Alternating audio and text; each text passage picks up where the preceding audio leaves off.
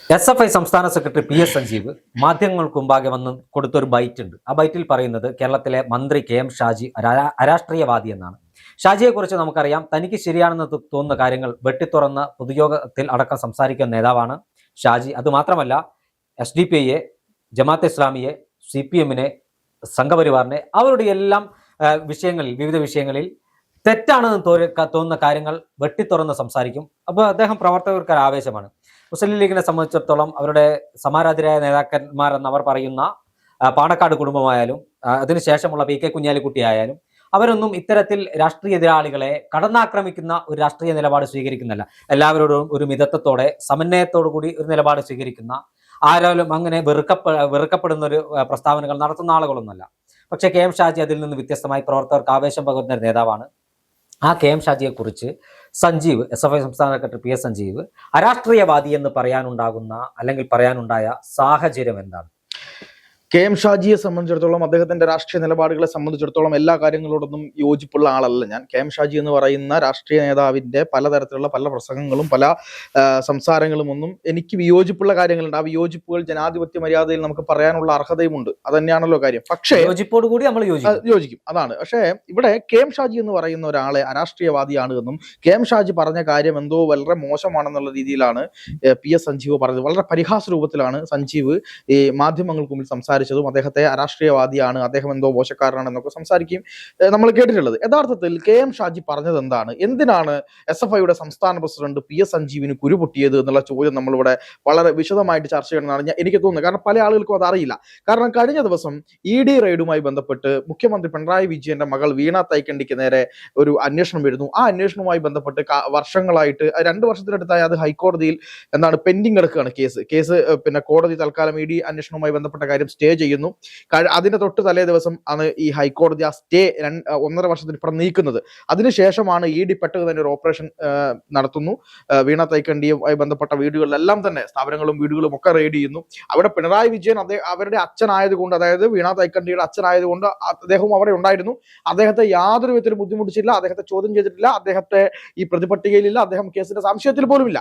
അങ്ങനെയുള്ള ഒരാളാണ് പിണറായി വിജയൻ എന്ന് പറയുന്നത്. പക്ഷെ വീണ തൈക്കണ്ടിക്ക് വേണ്ടി അവിടെ പിണറായി വിജയന്റെ വീട് റെയ്ഡ് ചെയ്തു എന്ന് പറഞ്ഞുകൊണ്ട് ഒരു കൂട്ടം പാർട്ടി സഖാക്കൾ പോയി നിലവിളിക്കുന്നതും വലിയ പ്രഹസന സമരം നടത്തുന്നതും, അതുമാത്രമല്ല രാജ്യത്തിന്റെ അന്വേഷണ ഏജൻസി ആയിട്ടുള്ള ED, കേന്ദ്ര അന്വേഷണ ഏജൻസി ആയിട്ടുള്ള ED പുറത്തിറങ്ങുമ്പോൾ അവരെ കട്ട കൊണ്ട് അടിച്ചു കൊല്ലാൻ ശ്രമിക്കുന്നു, കാറിന്റെ ചില്ല് കുത്തിപ്പൊട്ടിക്കുന്നു. തൊഴിലാളി വർഗ പാർട്ടി എന്ന് പറയുന്ന CPM അവിടെ ഏതോ വാടകയ്ക്ക് എടുത്ത ഒരു പാവപ്പെട്ടവന്റെ വരുമാന മാർഗമായിട്ടുള്ള കാറ് ഇല്ലാതാക്കാനുള്ള ശ്രമം നടത്തുന്നു. പിന്നെ ഉദ്യോഗസ്ഥരെ ആക്രമിക്കാൻ ശ്രമിക്കുന്നു. ഈ ബംഗാളിൽ നടന്നതിന് സമാനമായിട്ടുള്ള ആക്രമണം ഇവിടെ നടത്തുന്നു. അങ്ങനെയൊക്കെ നടന്നതിന് ശേഷം, വലിയ വെല്ലുവിളികൾ നടന്നതിന് ശേഷം പിറ്റേ ദിവസം ആകുമ്പോഴേക്കും കേരള പോലീസും അതുപോലെ തന്നെ കേന്ദ്ര അന്വേഷണ ഏജൻസിയുടെ ശക്തമായ വളരെ വലിയ സമ്മർദ്ദങ്ങളും പ്രശ്നങ്ങളും ഈ രാജ്യാന്തര തലത്തിൽ തന്നെ ഈ വാർത്ത വലിയ തരത്തിൽ ചർച്ച ആകുന്ന ഒരു അവസരത്തിൽ കൃത്യമായ നിലപാട് കേരള പോലീസിന് എടുക്കേണ്ടി വരുന്നു. ഈ പറയുന്ന സഖാക്കളെ എല്ലാം കൂട്ടത്തോടെ പിടിച്ച് അകത്തിടേണ്ട കാര്യം വരുന്നു. 11 ഗുരുതരമായ വകുപ്പുകൾ ചേർത്തുകൊണ്ട് CPM പ്രവർത്തകർക്കെതിരെ കേസെടുക്കുന്നു. പല ആളുകളും കേരളത്തിലെ ജയിലുകളിൽ നിന്ന് തിഹാർ ജയിലിൽ പോയി കിടക്കേണ്ട അവസ്ഥയിലേക്ക് കാര്യങ്ങൾ എത്തി നിൽക്കുന്ന ഒരു സാഹചര്യം ഉണ്ടായി. അതായത് മുൻ മന്ത്രിയായിട്ടുള്ള ശിവൻകുട്ടി ഒരു പോസ്റ്റ് ഇട്ടിട്ടുണ്ടായിരുന്നു. ഈ സമരവുമായി ബന്ധപ്പെട്ട് സഖാക്കൾ, അതായത് പല സഖാക്കളുടെയും വീടുകളിൽ പോലീസ് നരനായാട്ട് നടത്തുകയാണ്, പോലീസ് റെയ്ഡ് നടത്തുകയാണ് എന്നൊക്കെ പറഞ്ഞുകൊണ്ട് ഒരു പോസ്റ്റ് ഇട്ടിട്ടുണ്ടായിരുന്നു. ആ പോസ്റ്റിൽ നമ്മൾ കണ്ട കാഴ്ച എന്ന് പറയുന്നത് ഈ CPM സഖാവിന്റെ വീട് വളരെ ദയനീയമായ അവസ്ഥയിലാണ് നമ്മൾ കണ്ടത്, വളരെ ദയനീയമായ അവസ്ഥയിൽ. അപ്പൊ പറയുന്നത്, ഈ പാർട്ടി പ്രവർത്തനത്തിന് പോകുന്ന ഈ സഖാവിന്റെ വീട് പോലും ഇങ്ങനെയാണെങ്കിൽ ഈ നേതാക്കന്മാരുടെ വീട് ഏത് തരത്തിലാണ്? ഈ റെയ്ഡ് നടത്താൻ പോയ നേതാക്കന്മാർ, മന്ത്രിമാരുടെ വീടുകൾ, ഏരിയ സെക്രട്ടറിയുടെ വീടുകൾ, ജില്ലാ സെക്രട്ടറിയുടെ വീടുകൾ, ജില്ലാ സെക്രട്ടേറിയറ്റ് അംഗങ്ങളുടെ വീടുകൾ, ലോക്കൽ സെക്രട്ടറിയുടെ വീടുകൾ, ഇവരുടെ വീടുകൾ എങ്ങനെയാണ്? ഈ അടിക്കും അതുപോലെ തന്നെ ഈ ജയിൽ കിടക്കാനും പോകുന്ന പാവപ്പെട്ട സഖാക്കളുടെ വീട് എങ്ങനെയാണ്? ഇവർക്ക് എന്തുകൊണ്ട് ഒരു കാര്യവും ചെയ്തു കൊടുക്കാൻ പറ്റിയില്ല എന്നൊരു ചോദ്യം അവിടെ വലിയ രീതിയിൽ ചോദിക്കുന്നുണ്ട്. ഇതിനോട് ചേർത്ത് വെച്ച് വേണം നമ്മൾ KM ഷാജി പറഞ്ഞ കാര്യത്തെ കൂടി എന്ത് ചെയ്യേണ്ടത്, നമ്മൾ അത് മനസ്സിലാക്കേണ്ടതെന്നാണ് ഞാൻ വിശ്വസിക്കുന്നത്. KM ഷാജി പറഞ്ഞത് രാഷ്ട്രീയം പാടില്ലെന്നോ, രാഷ്ട്രീയത്തിനെതിരെ സംസാരിക്കണമെന്നോ, രാഷ്ട്രീയത്തിന് അതീതമായി പെരുമാറണമെന്നോ ഒന്നുമല്ല. ഷാജി പറഞ്ഞത് വളരെ കൃത്യമായ രാഷ്ട്രീയ അഭിപ്രായങ്ങളും കാര്യങ്ങളും പറയുന്നത് ആശയപരമായിരിക്കണം, യുക്തിപരമായിരിക്കണം. അതുപോലെ തന്നെ നമ്മുടെ ആശയങ്ങൾ പൊതുജനങ്ങൾക്ക് ബുദ്ധിമുട്ടിക്കുന്ന രീതിയിലേക്കുണ്ടാവുന്ന കാര്യങ്ങൾ അതിനെ ഇംപ്ലിമെന്റ് ചെയ്യുന്ന തരത്തിലേക്കുള്ള കാര്യങ്ങളായിരിക്കരുത്. ഇതാണ് കെ എം ഷാജി പറഞ്ഞത്. അവനവന്റെ കാര്യം എന്ന് പറയുന്ന ഒരു കാര്യമുണ്ട്. അതായത് നമ്മുടെ ജീവൻ സംരക്ഷിക്കുന്ന ഒരു നില എന്തുകൊണ്ട് നമ്മളിപ്പോ ഒരു പാമ്പുള്ള സ്ഥലത്ത് കൂടെ ടോർച്ച് അടിച്ച് പോകണമെന്ന് പറയുന്നത് എന്തുകൊണ്ടാണ്? നമ്മുടെ ജീവൻ സംരക്ഷിക്കാൻ വേണ്ടിയിട്ടാണ്. അതേ ഒരു കൃത്യമായ യുക്തി, ആ യുക്തി ഇവിടെ പ്രയോഗിക്കണം എന്നാണ് കെ എം ഷാജി പറഞ്ഞത്. ഈ പറയുന്ന സഖാക്കളെല്ലാം തന്നെ അവരുടെ മക്കളെ എല്ലാം വിദേശത്ത് വിട്ട് പഠിപ്പിക്കുന്നു. SFIയിൽ പോലും മെമ്പർഷിപ്പ് ഇല്ലാത്ത വീണ തൈക്കണ്ടിക്ക് വേണ്ടി ഇന്ന്, അതായത് അവർ പഠിക്കുന്ന സമയത്ത് SFIക്ക് പോലും മെമ്പർഷിപ്പ് ഉണ്ടായിരുന്നില്ല. എനിക്ക് കൃത്യമായിട്ട് അറിയാം. അതായത് എട്ടിമടയിലെ കോയമ്പത്തൂരിലെ എട്ടിമടയിലെ അമൃതാനന്ദമയി കോളേജിൽ SFIയുടെ പ്രവർത്തനമില്ല. അവിടെ SFIയുടെ മെമ്പർഷിപ്പും ഇല്ല. മനസ്സിലാക്കണം. അങ്ങനെയുള്ള ഒരു സ്ഥലത്ത് പഠിച്ച അമൃതാനന്ദമയ്യെ വല്ല നിശ്ചിതമായി വിമർശിക്കും. വേറെ അത് ആ കോളേജിൽ എങ്ങനെയാണ് കിട്ടിയത്, അതിനാരാണ് ഇടനില നിന്നത് എന്നൊക്കെയുള്ള കാര്യങ്ങൾ വേറെ ഉണ്ട്. അതവിടെ നിൽക്കട്ടെ. അങ്ങനെയുള്ള ഒരു കോളേജിൽ പഠിച്ച വീണ തൈക്കണ്ടിക്ക് വേണ്ടിയിട്ട് പാർട്ടിക്കാരെല്ലാം കൂടെ എന്തിനാണ് പോയി പ്രശ്നം ഉണ്ടാക്കുന്നത് എന്നുള്ളത് ഒരു തരത്തിലും പാർട്ടിക്കാർക്ക് പോലും ബോധ്യപ്പെട്ടിട്ടില്ല. ഈ ജനങ്ങളെ, ഈ പാർട്ടി അനുഭാവികളായിട്ടുള്ള ആളുകളെ നേതാക്കന്മാർ എങ്ങനെയാണ് കയറൂരി വിടുന്നത് എന്നതിന്റെ വ്യക്തമായ സൂചനയാണ് ഇവിടെ നമ്മൾ കണ്ടത്. നേതാക്കന്മാർ എന്ത് പറയുന്നു അത് തൊണ്ട തൊടാതെ വിശ്വസിച്ച് അതിനെ ന്യായീകരിച്ചു കൊണ്ടേയിരിക്കുന്ന കുറേ അധികം റോബോട്ടിക് ആളുകളെയാണ് നമ്മളിപ്പോൾ ഇവിടെ കാണുന്നത്. പണ്ടത്തെ കാലത്ത് അങ്ങനെ ആയിരുന്നില്ല. കൃത്യമായ നിലപാടുള്ള, കൃത്യമായി കാര്യങ്ങൾ വായിക്കുന്ന, കൃത്യമായ ഒരു രാഷ്ട്രീയ പാർട്ടിയെ ഒരു വ്യക്തി മാത്രം വിഴുങ്ങുന്ന അവസ്ഥയിലേക്ക് കാര്യങ്ങൾ കൊണ്ടുപോയി എത്തിയിരിക്കുന്ന ഒരു സാഹചര്യമുണ്ട്. അതിനപ്പുറത്തേക്ക് ചിന്തിക്കാൻ പല സഖാക്കൾക്കും ആവുന്നില്ല. അങ്ങനെ ചിന്തിക്കുമ്പോൾ അത് പറയുമ്പോൾ നമ്മുടെ പാർട്ടിക്കെതിരെയാണ് എന്ന് പറയുന്ന രീതിയിലേക്കാണ് കാര്യങ്ങൾ പോകുന്നത്. അവിടെയാണ് കെ എം ഷാജി പറഞ്ഞത്, പ്രിയപ്പെട്ട കുട്ടികളെ, നിങ്ങൾ എന്ത് ചെയ്യണം? ഈ പറയുന്നത് പോലെ കേന്ദ്ര അന്വേഷണ ഏജൻസിയും അതുപോലെ പൊതുമുതൽ നശിപ്പിക്കുന്നതും മറ്റുള്ളവരെ ആക്രമിക്കുന്നതും ഒക്കെ നിങ്ങളുടെ ജീവിതം തന്നെ അപകടത്തിലാക്കും. ഞാൻ പറയാം, 5-10 വർഷം തടവ് കിട്ടുന്ന ഒരു കേസുമായി ബന്ധപ്പെട്ട് ഈ പറയുന്ന വിദ്യാർത്ഥികൾ അങ്ങോളം ഇങ്ങോളം നടക്കണം. കണ്ണൂർ സെൻട്രൽ ജയിലിൽ അടക്കം കിടക്കുന്ന പാർട്ടിക്കാരുടെ പല അനുഭവങ്ങളും എനിക്ക് വ്യക്തിപരമായിട്ട് അറിയാം. അവരൊക്കെ പറയുന്ന ഒരു കാര്യമുണ്ട്, പാർട്ടിക്ക് വേണ്ടി അടികൊണ്ട് ഇവിടെ കിടക്കുകയാണ്, എത്രയോ കാലമായി കിടക്കുന്നു, ഇപ്പൊ ഒരു കാര്യമില്ല, ഒന്നും തിരിഞ്ഞു നോക്കുന്നില്ല, ഒരു കാര്യവും ചെയ്യുന്നില്ല, എന്ത് ചെയ്യാൻ കഴിയും എന്നാണ് ചോദിക്കുന്നത്. ഞെട്ടിപ്പോവും. പലരും വിചാരിക്കുന്നത് പാർട്ടിയുടെ കാര്യങ്ങളെല്ലാം നോക്കുന്നുണ്ട് എന്നുള്ളതാണ്. അല്ലാത്ത ആളുകളെയും നമുക്ക് വ്യക്തമായിട്ട് അറിയാം. ഈ പറയുന്ന DYFIക്ക് വേണ്ടിയും SFIക്ക് വേണ്ടിയും അടിയുണ്ടാക്കാൻ പോയിട്ട് അവരുടെ കേസ് നടത്താൻ വേണ്ടി വീട്ടുകാർ കടം വാങ്ങി കേസ് നടത്തേണ്ടി വരുന്ന കാര്യങ്ങളിലേക്ക് എത്രയോ അധികം പാവപ്പെട്ട കുട്ടികൾ പോകുന്നുണ്ട്. അവരെയൊന്നും പിന്നീട് തിരിഞ്ഞു നോക്കുന്നില്ല. പിന്നീട് ഈ കാര്യവും പറഞ്ഞുകൊണ്ട് പാർട്ടിയുടെ അടുത്തേക്ക് പോകുമ്പോൾ പാർട്ടിയിലെ ചില നേതാക്കന്മാർ പറയുന്ന വാക്കുണ്ട്. എന്താണെന്നറിയോ?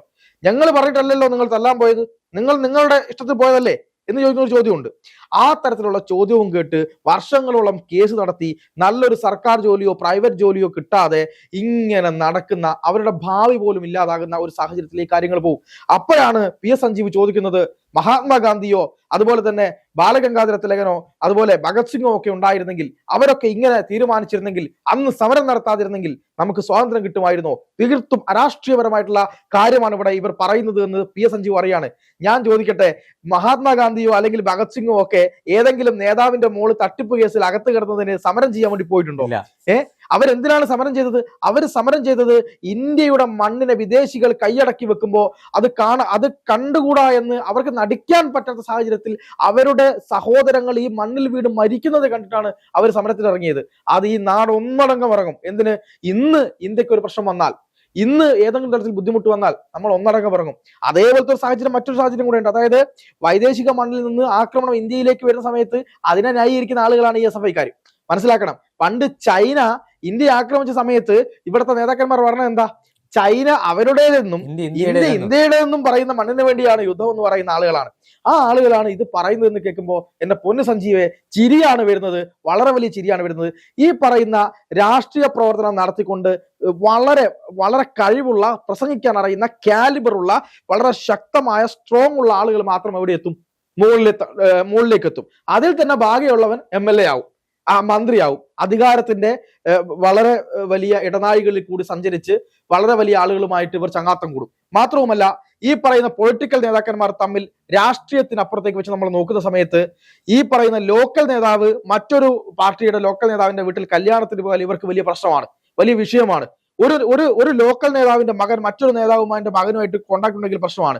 ഇനി ഒരു രാഷ്ട്രീയ പ്രവർത്തകൻ മറ്റൊരു രാഷ്ട്രീയ പ്രവർത്തകനും മകനുമായി കൂട്ടുണ്ടെങ്കിൽ, അല്ലെങ്കിൽ മറ്റൊരു രാഷ്ട്രീയ പ്രവർത്തകനുമായിട്ട് കൂട്ടുണ്ടെങ്കിൽ മലബാറിലൊക്കെ വലിയ പ്രശ്നമാണത്.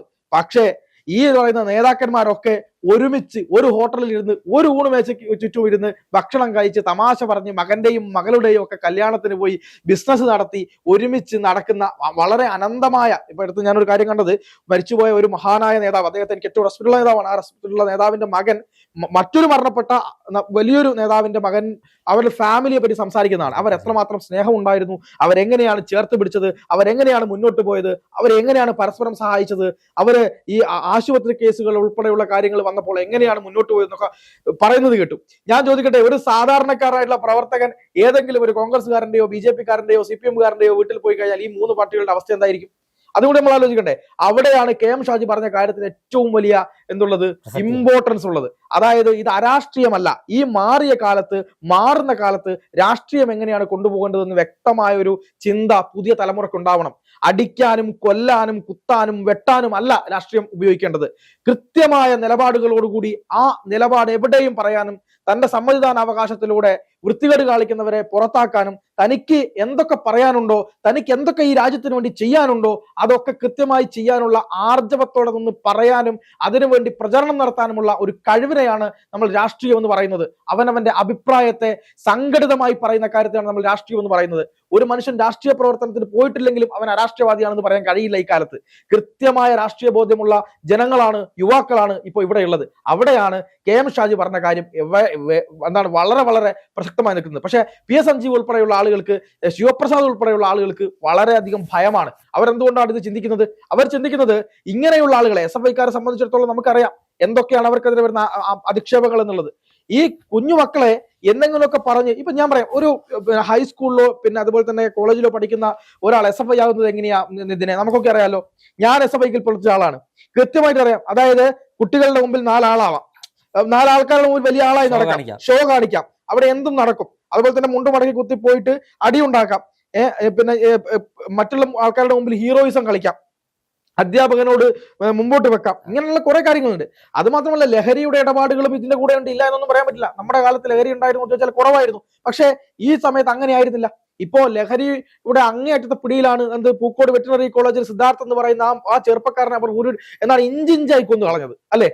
ഇഞ്ചിഞ്ചായി കൊന്നു കളഞ്ഞില്ലേ? ഇത്തരത്തിലുള്ള കാര്യങ്ങൾക്കെതിരെയാണ് നമ്മൾ രാഷ്ട്രീയം ഉപയോഗിക്കുന്ന സമയത്ത് നമ്മൾ നമ്മളുടെ മാനവികത എന്ന് പറയുന്ന കാര്യം ഉയർത്തിപ്പിടിക്കണം. സ്വാതന്ത്ര്യം, ജനാധിപത്യം, സോഷ്യലിസം എന്നൊക്കെ പറയുകയും സ്വാതന്ത്ര്യമില്ലാത്ത, ജനാധിപത്യമില്ലാത്ത, ഒരു സോഷ്യലിസവും ഇല്ലാത്ത അവസ്ഥയിലേക്ക് കേരളത്തിലെ ക്യാമ്പസുകൾ ഇവർ കൊണ്ടുപോയിട്ടുണ്ട്. അതായത് ഞങ്ങളുടെ സ്വാതന്ത്ര്യം, ഞങ്ങളുടെ സോഷ്യലിസം, ഞങ്ങളുടെ ജനാധിപത്യം, അത് ഞങ്ങൾ എന്ത് പറയും അത് നിങ്ങൾ കേൾക്കുക എന്ന രീതിയിൽ കാര്യങ്ങൾ പോയിട്ടുണ്ട്. അതുകൊണ്ട് അവനവന്റെ മക്കൾ, ഓരോ അമ്മയും അച്ഛനും കഷ്ടപ്പെട്ട് ഒരു കുഞ്ഞുങ്ങളെ വളർത്തിയെടുത്ത് കൊണ്ടുവരുമ്പോൾ അവർ മറ്റേ തീഹാർ ജയിലിലും തിരുവനന്തപുരം സെൻട്രൽ ജയിലിലും കണ്ണൂർ ജയിലിലും ഒക്കെ അടിയും കൊണ്ട് കിടക്കുക എന്ന് പറയുന്നത്, ജോലിയില്ലാതെ പോവുക എന്ന് പറയുന്നത്, ഞാൻ പറയുന്നത് ഇതിനെ, അതായത് ഇപ്പൊ പറയുമ്പോൾ ആളുകൾക്ക് എന്തെങ്കിലും തമാശയായിട്ട് തോന്നും, പക്ഷേ പണമില്ലെങ്കിൽ ഇന്നത്തെ കാലത്ത് ഒന്നും നടക്കില്ല. ഒരു ആശുപത്രി കേസ്, ഒരു ആശുപത്രിയിൽ നമുക്കൊരു പ്രശ്നം വന്നു കഴിഞ്ഞാൽ നമുക്കറിയാം അതിന്റെ ബുദ്ധിമുട്ട് എന്താണെന്നുള്ളത്, അല്ലെ? ഒരാളും സഹായിക്കാൻ ഉണ്ടാവില്ല.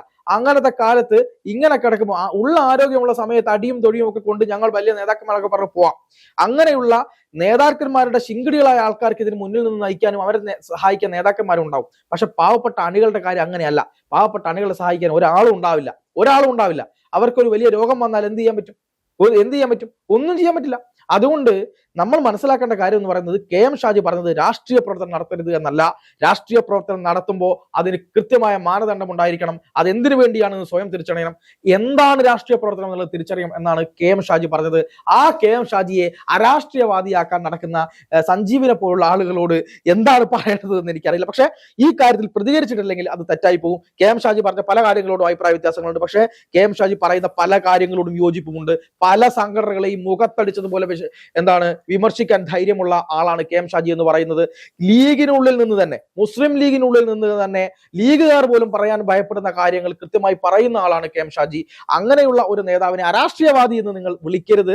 അരാഷ്ട്രീയവാദമല്ല ഷാജി പറഞ്ഞത്. വരും തലമുറയിലെ ഓരോ വിദ്യാർത്ഥികളും ഓരോ ആളുകളും മനസ്സിലേക്കെടുത്ത് എന്താണ് രാഷ്ട്രീയ പ്രവർത്തനം എന്ന് മനസ്സിലാക്കിക്കൊണ്ട് മുന്നോട്ട് പോകേണ്ട ഒരു മുൻകരുതലിനെ പറ്റിയാണ് KM ഷാജി പറഞ്ഞതെന്നുള്ള കാര്യത്തിൽ എനിക്ക് സംശയമൊന്നുമില്ല. SFI സംസ്ഥാന സെക്രട്ടറി, ഇതുകൂടി പറഞ്ഞ് അവസാനിപ്പിക്കാം. SFI സംസ്ഥാന സെക്രട്ടറി PS സഞ്ജീവ് ഇപ്പോൾ രാഷ്ട്രീയ നേതാക്കന്മാരെ, യൂത്ത് ലീഗിന്റെ ഒക്കെ സംസ്ഥാന ഭാരവാഹിയായിരുന്നു ഷാജി, അരാഷ്ട്രീയവാദി എന്ന് വിശേഷിപ്പിക്കുമ്പോൾ SFIക്കാർ ഓർക്കേണ്ട ഒരു കാര്യമുണ്ട്.